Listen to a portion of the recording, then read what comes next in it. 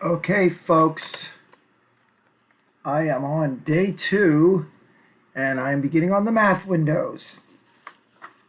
Okay. Math windows are a collection of problems that are a mixture of different kinds of math. Some of it's math we already have done, but of course at the beginning we're on only lesson 2, day 2.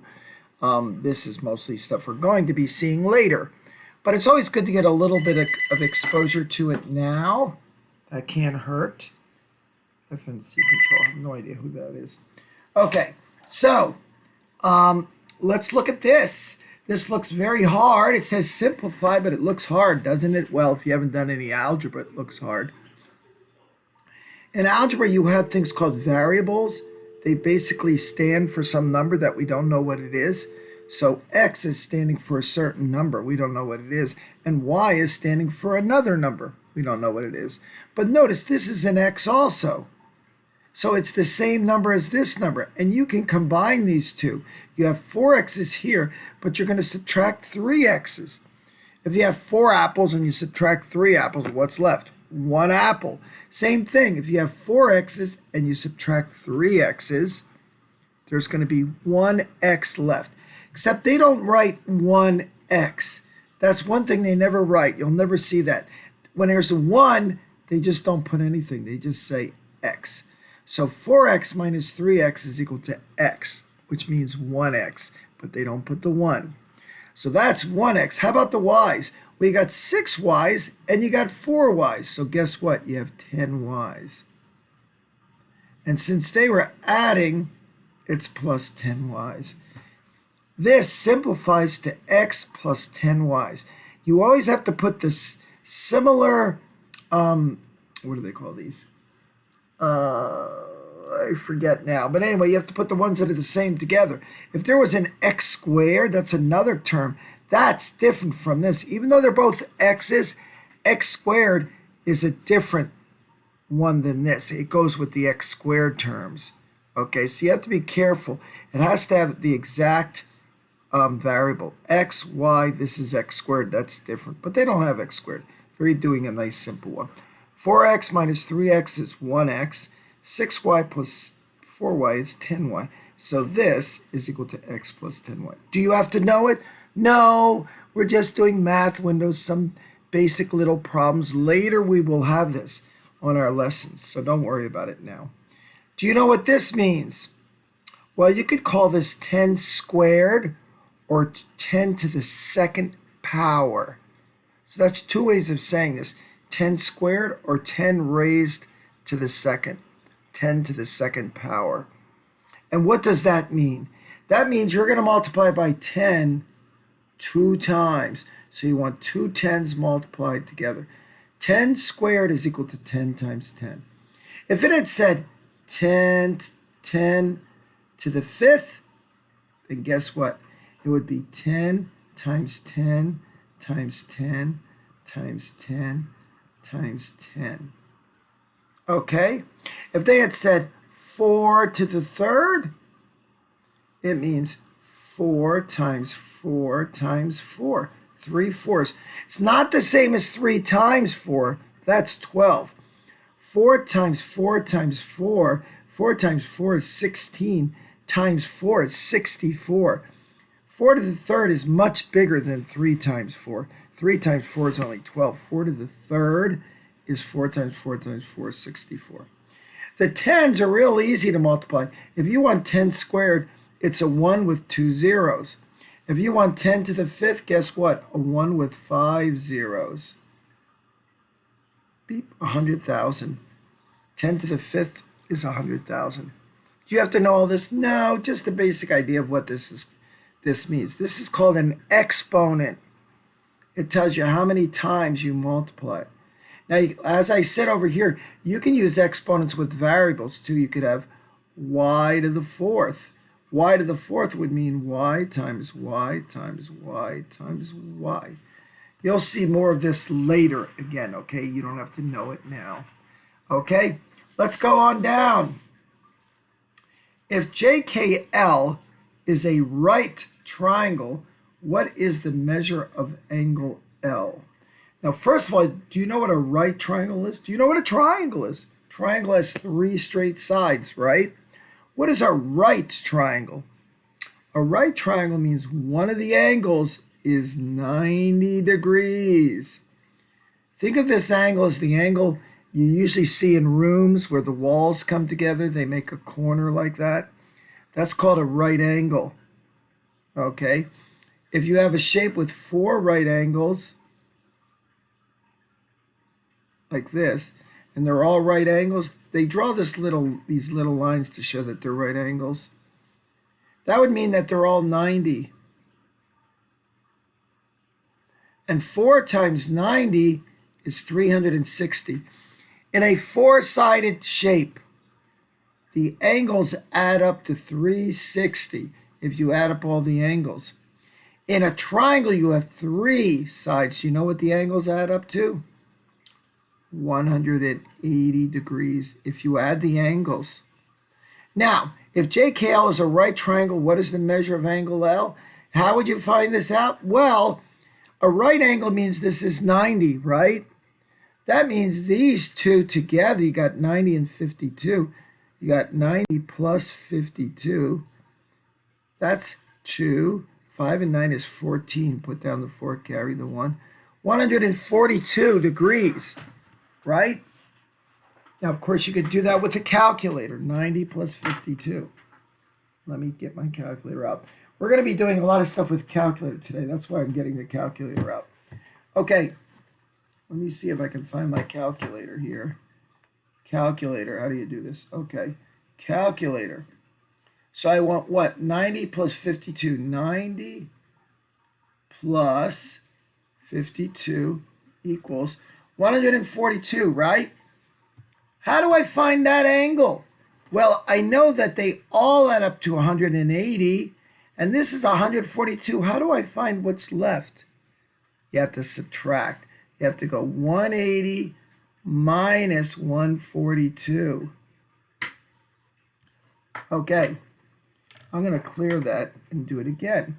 180 minus 142, because I already added that, equals 38. Is that there? There it is. 38. That's probably right. But you got to be careful. Always check your answers, because if you did something wrong, the answer that you got wrong, they're going to try to put that answer there too. They try to figure out what you might do wrong, and then they put that answer down there too. So if you do it wrong, you get one of the wrong answers. You got to be careful. Like we could have said 142. They didn't put that. When we added that, we got 142. You would have thought they would have put that, but they didn't. Okay, now, let's see how else we could have done it. I'm going to clear it. I could have said, well, I know there's 180. I'm going to take away the 52, minus 52, and I'm going to take away the 90, because that's a right angle, equals, and it got it, 38. I could have done it that way. Subtract the 52, subtract the 90. And it makes, I don't even know if you could see that. Could you see that? I don't know if you saw that. Okay, let me try it again. Here I go. As I was saying, I don't know if you can see because it's too bright. Oh, well, geez. How do we make it? If I put this on, that'll just make it brighter. I don't think that'll help. Oh, that helped a little. Okay, I did 100. Oop, I got to clear it. 180. And then I subtracted, one angle was what, 52?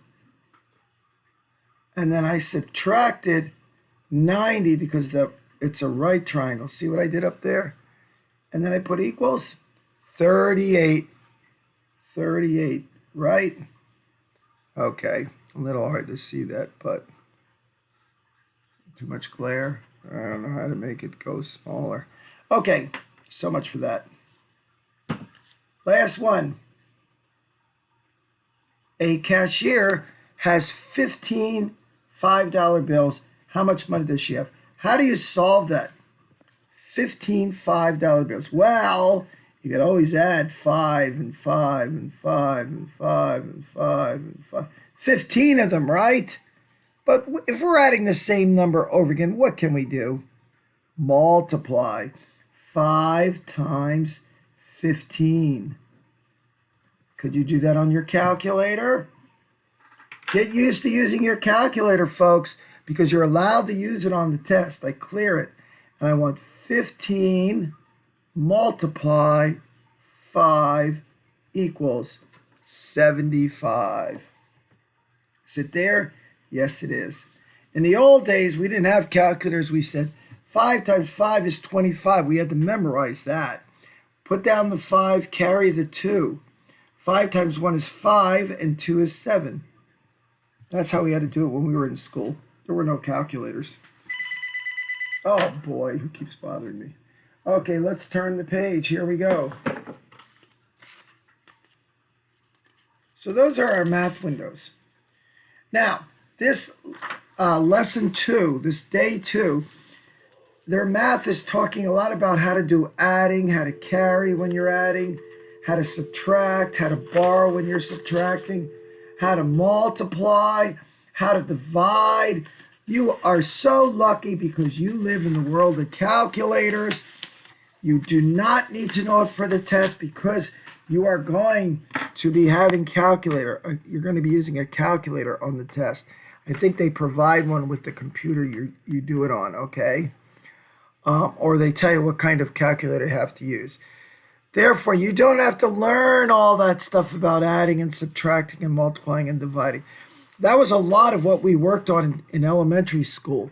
And if you don't know how to do that, if you didn't know how to do that, you'd have to learn real quick to pass your GED. And it's kind of hard. Luckily, you don't have to do that. But guess what? You do have to know how to use a calculator and how to do it without making mistakes. So you have to be pretty careful. And there are some things you have to know. But I suggest that you practice this with the calculator. And of course, you can always check the answers. The answers are in the back. Answer key. Here's your answer key. Here's all your answers for all these problems, right? Can I do this? Oh, I can do this easy. 4 and 3 is 7. 5 and 2 is 7. 3 take away 1 is 2. 7 take away. I can do this real fast. I don't even have to use a calculator, right? Some of them take a little longer. I can probably still do it faster than you can put the numbers in the calculator. Even a big one like this. 8704. See, I can do it pretty fast because you learn how to add and subtract, okay? Anyway, you work on this on your own with your calculator. There are some things you have to learn to use a calculator correctly, but they're not here. These are all pretty easy problems. Just adding and subtracting, okay?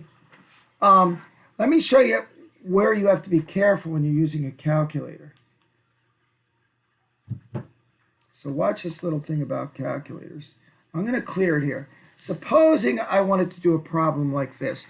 10 divided by 3 plus 2. Right?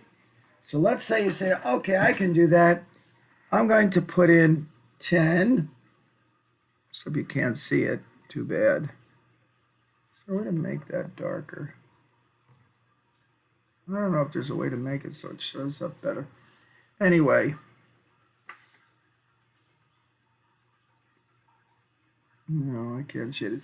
10 divided by 3 plus 2 equals 5 1/3. Is that true? Well, I can look. What's 3 plus 2? 5. And what's 10 divided by 5? 2. 10 divided by 5 is 2. It's not 5.3. What did it do wrong? I'll show you what it did wrong. Let's look again slowly. 10 divided by 3. Look what it did. It divided 10 by 3. I didn't really want it divided 10 by 3. I wanted to divide 10 by 3 plus 2. I wanted to add the 3 and the 2 together first before it divided. So let's go backwards. What can you do? Well, some calculators, this one you have to go like this, have parentheses. If I put my parentheses, and now I go back, now I can do 3 plus 2, and then I'm going to put my parentheses again. Okay, Now it knows to add the 3 and 2 together first. It already did it. It added 3 and 2 and got 5 and did 10 divided by 5 and got 2. So if I put my equal, it's going to just say 2. Okay? Using parentheses. If you wanted to do something first, you use the parentheses. The other way to do it would be to do 3 plus 2 first. 5, write that down somewhere, and then do 10 divided by 5. You have to start over and do 10 divided by 5. You have to clear it and start over again. That's another way to do it. You write down part of the answer, clear your calculator, and start over again. Okay, I suggest, now do you have to do all these? No. If you're confident and you know how to use your calculator well, you don't have to do all the problems. But please make sure you know how to use your calculator, because that's what you're going to depend on your test. Very important, calculator. Let's jump then through all these down to the word problems. Okay? What is the... Try this one by yourself. Go ahead, try it. See if you can do it with the calculator. By the way, you know what we're going to do? Whenever I say try a problem, I want you to pause the video. That way, when I'm making the video, I don't have to sit around and wait for you to do it. I'll just go right to the answer. Now, if you didn't do it, well, that's your tough luck. You didn't learn much. But if you really want to learn, try problems on your own. I shouldn't even have to tell you. I won't even say sometimes pause the video. Just pause it when you want to try a problem by yourself. Because if you can do it without my help, then that means you can move on faster, right? You don't have to do every problem if you know what you're doing. Okay, now too much talking. What is the total weight of the boxes below? So how would you find the total weight? You would do what? You would add. Do you have to write it out? No, you can just add if you want. Okay, let's see. 24 plus 8 plus 56. I look up there to check and see if I wrote it right. Yeah, equals 88. Is that there? Yes, it is. That's probably the right answer. Okay? Go ahead. Try number 22. Pause it and do that one. Okay, let's check. Salia's share for lunch is $7. If she pays with a $20 bill, how much change should she get? How do you do that one? Did you do 20, take away 7? Well, that's what you do. You take away to find out how much her change is. Let me get out of here. 20 minus 7 equals 13. And there's a 13 there. Now, you are lucky to a certain extent. They will have multiple choice. That's what they do. That's great, because that tells you that maybe you got the right answer. But remember, like I said, they'll try to think what you could do wrong, and they'll put the wrong answer there on purpose, trying to trick you. Like, suppose you added here. What is 20 plus 7? 27. It's there. If you added, that you're going to think you got the right answer because they put 27. Now, does that make sense in your head? If you pay with a $20 bill, can you get $27 change? I want to go to that restaurant, man. Boy, you eat and they give you more money back than what you came with. That sounds great. Yeah, so be careful on that, okay? Multiplication and division, same thing. One thing you got to know, though, for this, when you do multiplication and division, let me clear here. Multiplication is pretty easy. You can start on the bottom, you can start on the top. 121 times 4 equals 484, right? Notice that there's no multiple choice here. That's because this is not the test. On the real test, there's multiple choice. Also, I don't think they give you problems like this on the real test. All their problems are more like this. They're word problems where you have to figure out what to do. They don't just tell you multiply, divide. They don't give you problems like this, okay? Okay, what do you have to be careful about? The multiplication is pretty easy, but with the division, you got to know something. Yikes. Okay, back to our calculator. 5 divided into 65, or 65 divided by 5. If you do this, 5 divided 65, that's the wrong answer. Okay, you got to be careful on division. I got to stop doing that. What they want to know is how many fives there are in 65. So you have to start with this number goes first. Let me clear it. Where's my clear? How do you get out of here? My clear disappeared. See, this is a problem here. I don't want that. Where's my clear? Oh, maybe like that? Get clear out of here. Degrees, I don't want degrees. I don't want radians. I don't know what happened. I used to have a clear button. No, I don't. Okay, let me try it again. 65 divided by 5. 13. There are 13 fives in 65. Okay?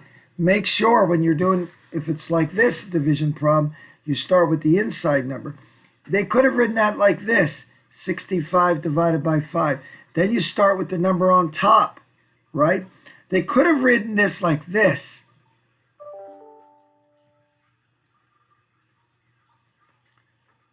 This time they put it first. That's the same as this.